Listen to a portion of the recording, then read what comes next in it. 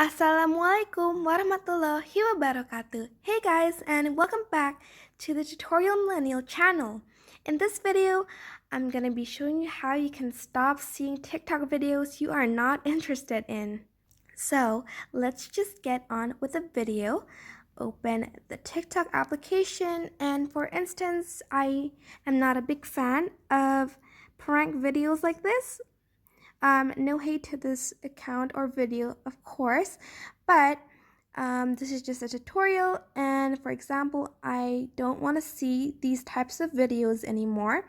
So what I'm gonna do now is I'm gonna press really long on the video for like, not really long, but like a few seconds.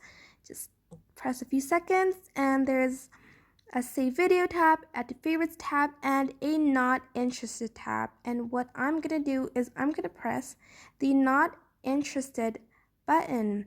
And what this does is TikTok will show fewer videos that has something to do with pranks. Okay, that is it. Pretty simple, right? I hope this video was helpful. Don't forget to like, comment, share, and also subscribe to this channel. Thank you so much for watching. Wassalamualaikum warahmatullahi wabarakatuh.